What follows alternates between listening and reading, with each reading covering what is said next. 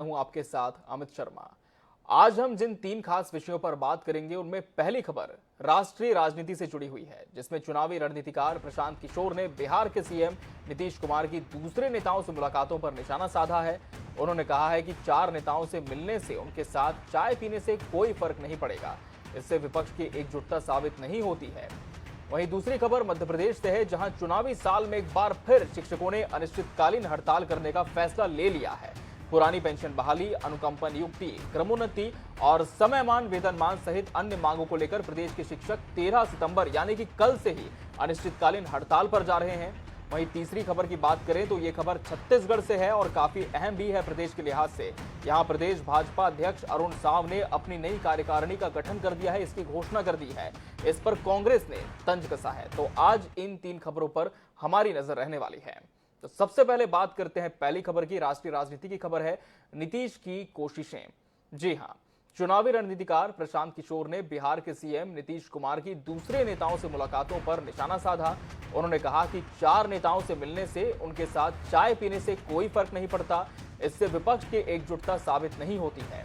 उन्होंने कहा कि नीतीश कुमार के दिल्ली दौरे के जबरदस्ती मायने निकाले जा रहे हैं, लेकिन इस घटना का नेशनल पॉलिटिक्स पर कोई असर नहीं दिख रहा।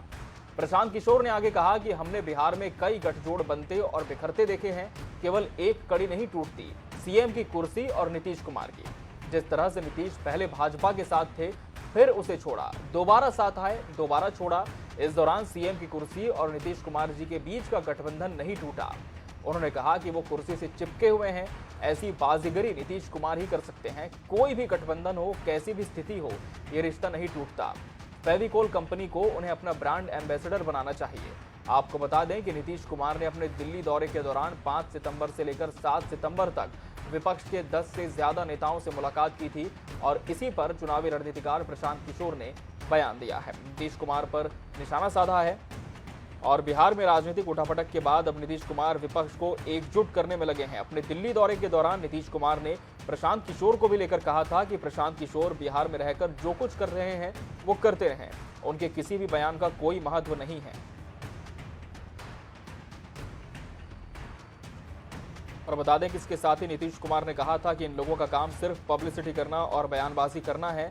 अब प्रशांत किशोर ने नीतीश कुमार पर तंज कसा और कहा है कि अगर फेविकोल कंपनी वाले मुझसे मिलेंगे तो मैं कह दूंगा कि नीतीश कुमार को अपना ब्रांड एम्बेसडर बनाएं, ऐसी मैं फेविकोल कंपनी को सलाह दूंगा, प्रशांत किशोर ने कहा। और ये भी कहा आगे कि किसी की भी सरकार हो, लेकिन कुर्सी नीतीश कुमार की ही रहती है। प्रशांत किशोर ने कहा कि हमने एक स्लोगन बहुत सुना है कि फेविकोल का जोड़ है, ये टूटने वाला नहीं है। और बिहार में कई तरह के जोड़ बनते और बिखरते देखे गए हैं, लेकिन नीतीश जी की कुर्सी कभी भी नहीं जाती, वो कुर्सी पर ही चिपके हैं। और प्रशांत किशोर और नीतीश कुमार एक दूसरे पर लगातार वार पलटवार कर रहे हैं। सीएम नीतीश कुमार जब दिल्ली आए थे तो उन्होंने प्रशांत किशोर से कहा था कि जिस प्रकार से वो बयान दे रहे हैं, शायद उनका मन बीजेपी के साथ जाने का होगा और बीजेपी को भीतर से मदद करने का होगा। अब नीतीश कुमार ने भी इस पर पलटवार किया है।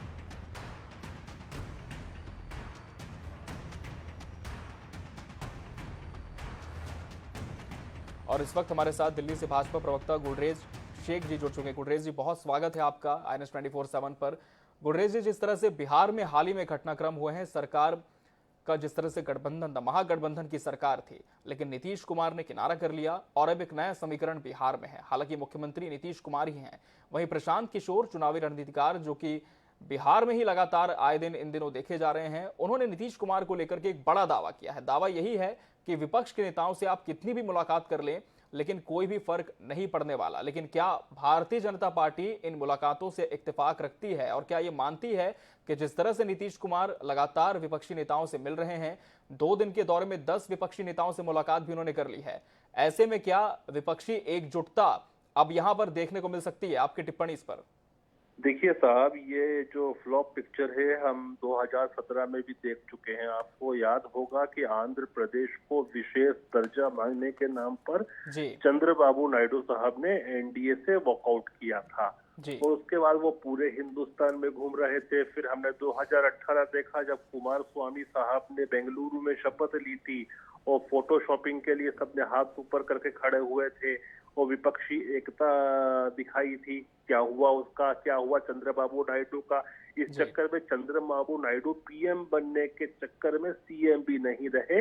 तो मुझे ऐसा ही कुछ भविष्य नजर आता है नीतीश कुमार जी का। एक पानी का बुलबुला है, और पानी के बुलबुले की जितनी जिंदगी होती है, इतनी नीतीश कुमार की ये जो राजनीति चल रही है उसकी जिंदगी भी उतनी ही है। जी। गुर्रेज जी, आप जुड़े रहेंगे हमारे साथ, और हमारे साथ वरिष्ठ नेता जनता दल यूनाइटेड से लव कुमार जी जुड़ चुके हैं। लव जी, बहुत स्वागत है आपका NS 24/7 पर।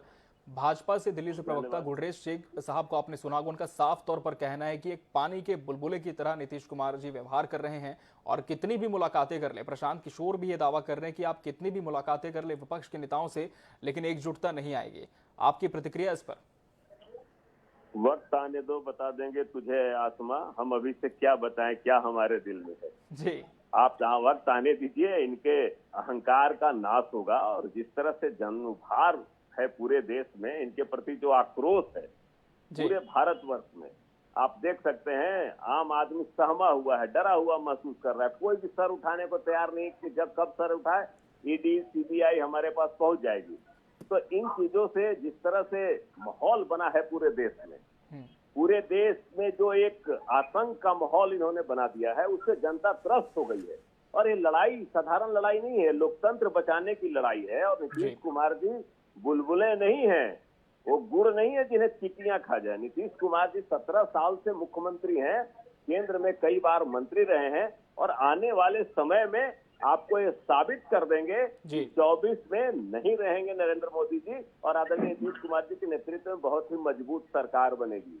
बहुत बड़ा दावा किया लव कुमार जी ने। गुर्रेज जी, क्या कहेंगे उनके इस दावे पर? साथ ही ये भी कि लोकतंत्र को बचाने निकले नीतीश कुमार जी। थोड़ी सी हेडलाइन चला दे, मैं कहता हूँ टीवी पर जी कि जनता दल यूनाइटेड के प्रवक्ता ने दावा किया कि नीतीश कुमार जी प्रधानमंत्री की रेस में हैं, क्योंकि अभी तक खुद नीतीश कुमार जी इस चीज को मना करते आए हैं।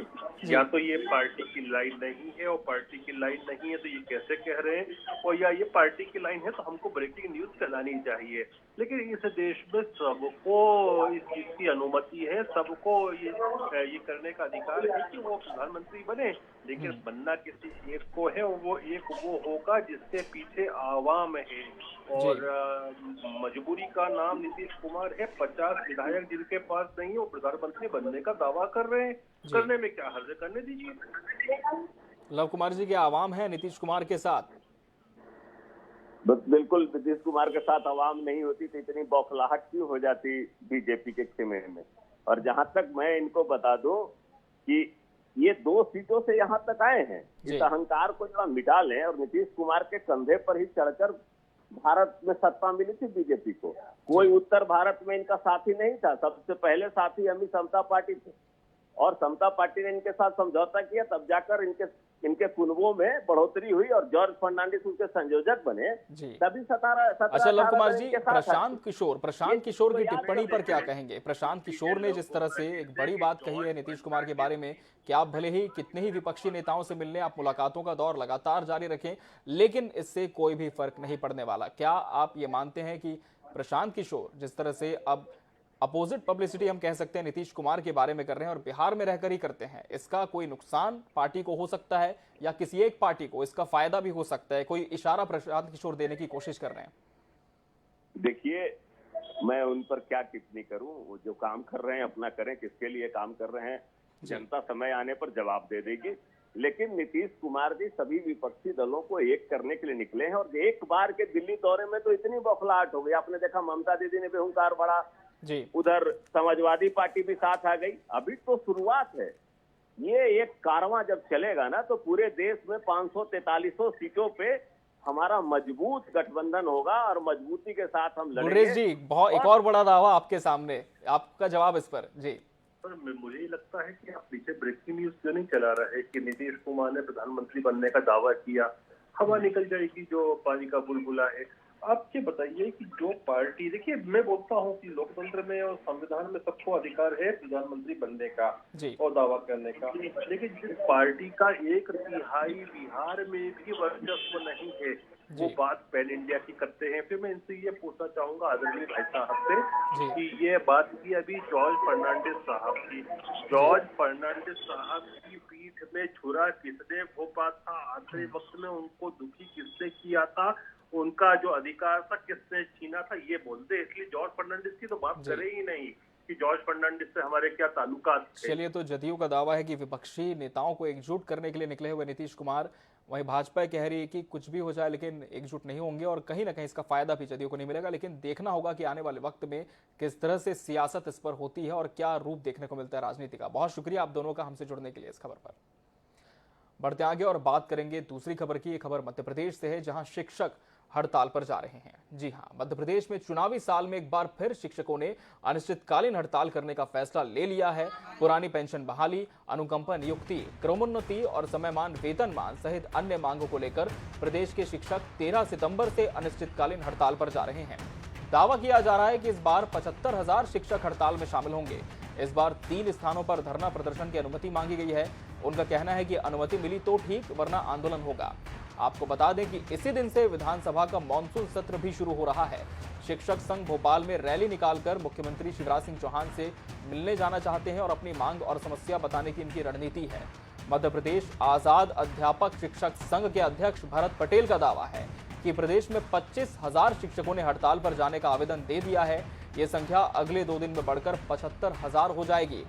एक साथ आप सोचिए, 75,000 शिक्षक हड़ताल पर जाएंगे तो क्या होगी स्कूली व्यवस्था, किस तरह से शिक्षा का ढांचा उठ खड़ा होगा मध्य प्रदेश में, या हम कह सकते हैं कि ध्वस्त होगा। इसका अनुमान आप लगा सकते हैं, क्योंकि ये 1-2 दिन की हड़ताल नहीं बल्कि अनिश्चितकालीन हड़ताल होगी, ऐसा शिक्षक संघ का दावा है। और खास बात ये भी है कि चुनावी साल है, विधानसभा का मॉनसून सत्र कल से शुरू हो रहा है मध्य प्रदेश में और इसी दिन से शिक्षकों ने हड़ताल पर जाने का ऐलान कर दिया है।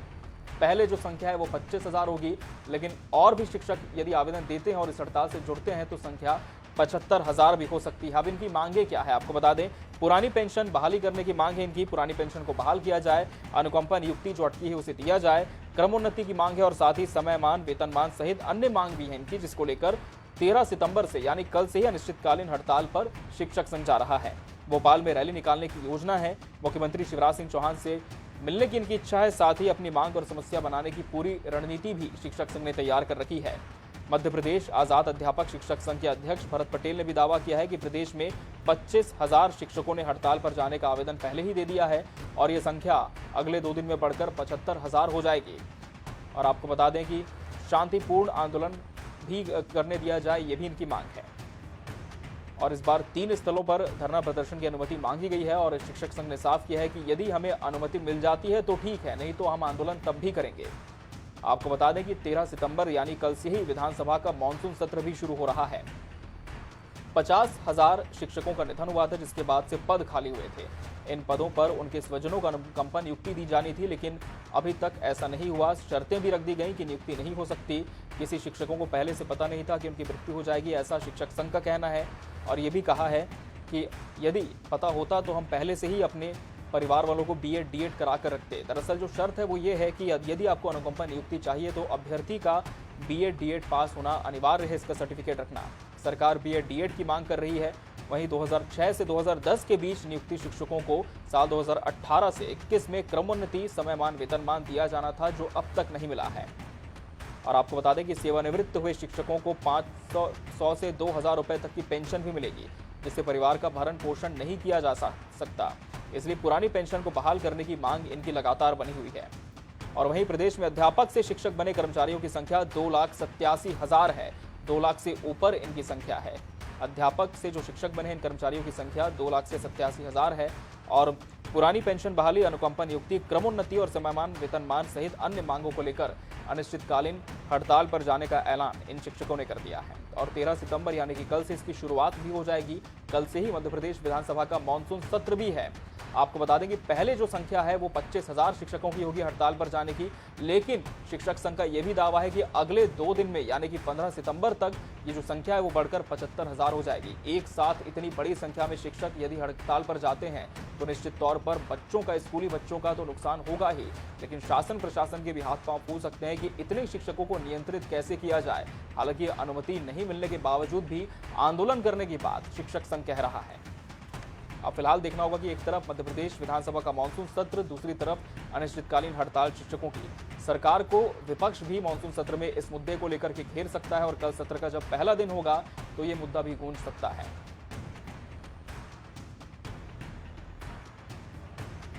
तो लगातार इनकी मांगे अपनी जगह बनी हुई है, लेकिन शिक्षक संघ का कहना है कि अभी तक सरकार ने इन मांगों पर संज्ञान नहीं लिया है।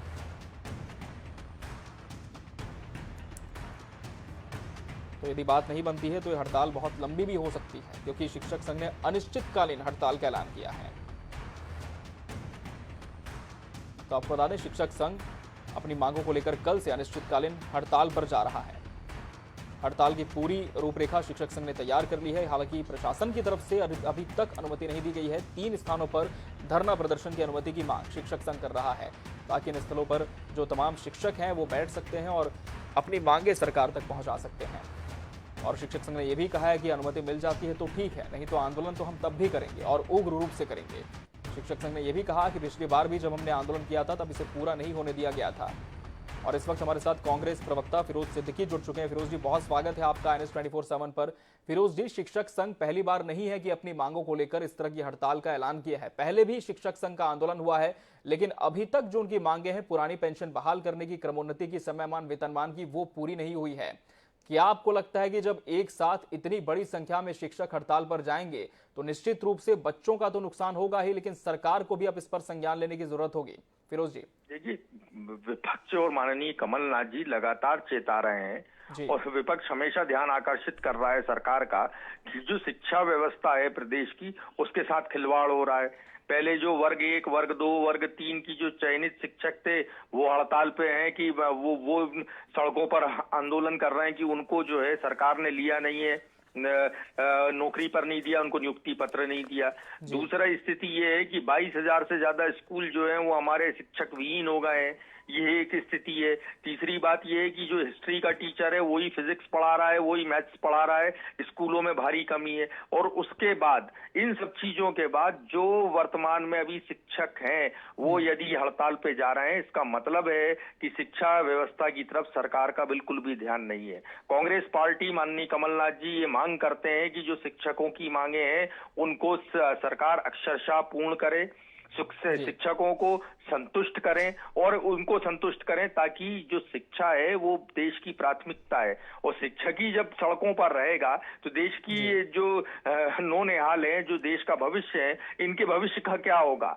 इससे देश का पूरा भविष्य चौपट होने का खतरा जो है मंडराने लगा है। इसलिए फिर हम पुनः आग्रह करते हैं सरकार से कि सरकार शिक्षकों से तुरंत बात करे, हड़ताल पे जाने से पहले उनसे सरकार का प्रतिनिधि चर्चा करे और उनकी हड़ताल को जो है सहानुभूति पूर्वक उनकी मांगों को मानते हुए हड़ताल पहले नहीं चर्चा कैसे हो पाएगी, क्योंकि मुश्किल से हम कह सकते हैं 24 घंटे से भी कम का वक्त है, क्योंकि कल से ही इनकी हड़ताल है और कल से ही फिरोज जी मध्य प्रदेश विधानसभा का मानसून सत्र भी शुरू हो रहा है। विपक्ष तो सरकार से आग्रह कर रहा है, लेकिन क्या इन मुद्दों को लेकर सरकार को घेर भी सकता है सदन में?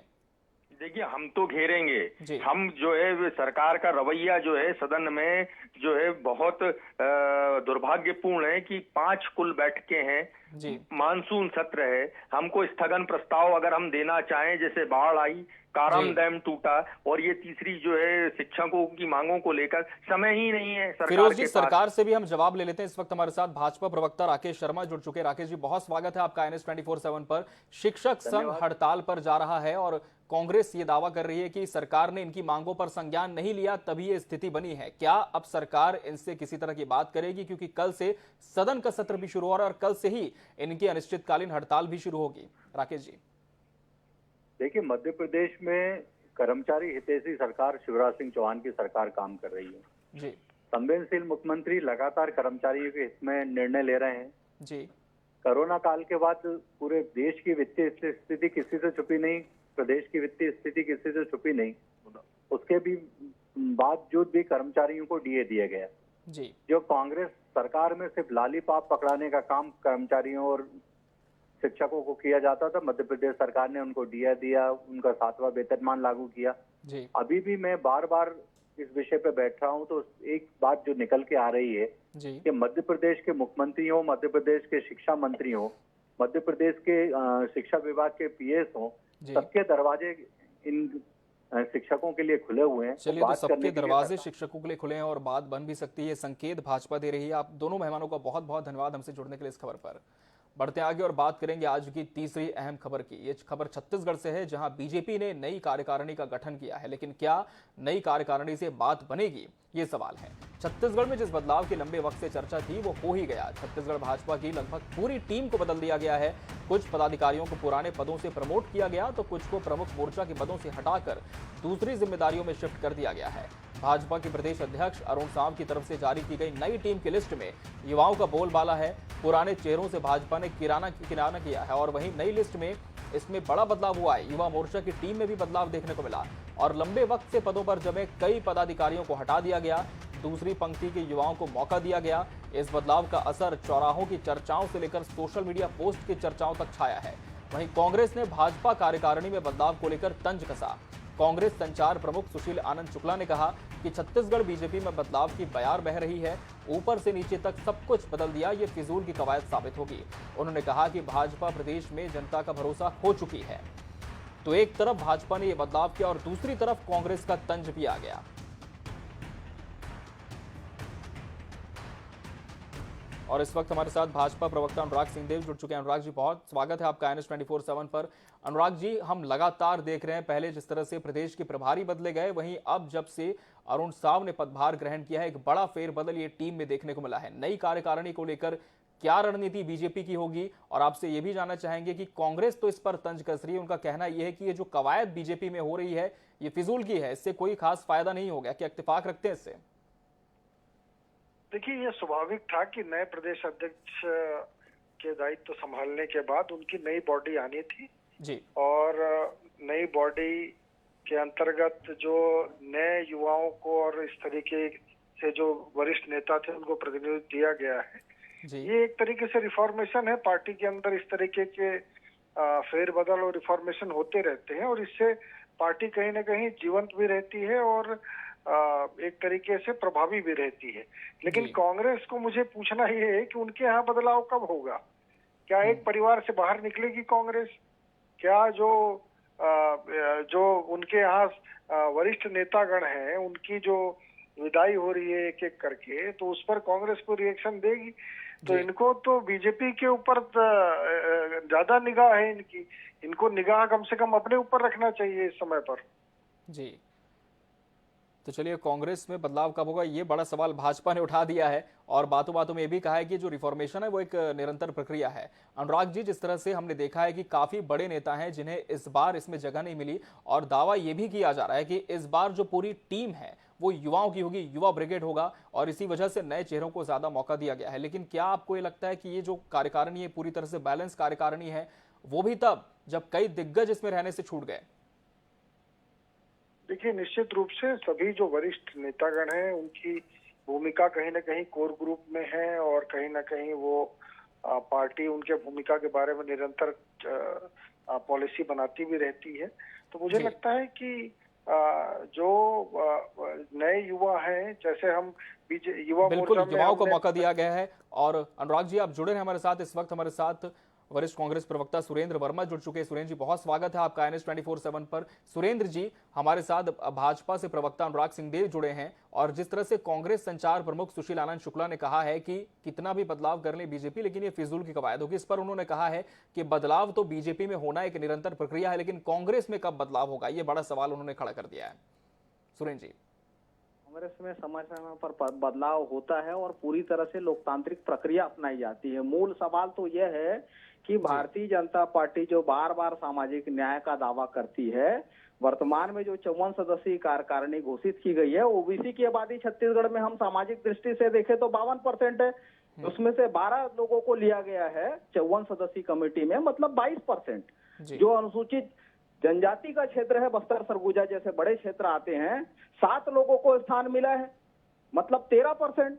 अनुसूचित जाति वर्ग के 5 लोगों को स्थान मिला है। तो लगातार देखिए जिस प्रकार से स्थानीय जनता ही नहीं बल्कि अपने कार्यकर्ता और अपने स्थानीय नेताओं के मंत्री बनाए हैं, दूसरा मंत्री कब बनाएंगे पहले सुन लीजिए, मैं आपको जवाब दे दूं अनुराग जी साहब। 3% जो शोषक वर्ग है जिनके हाथों में 15 साल सरकार रही, उनको 56% और 97% जो स्थानीय आबादी है उनको 44%। दीजिए। ऐसे बात नहीं होगी। गांधी परिवार में कब परिवर्तन आएगा ये बता दीजिए।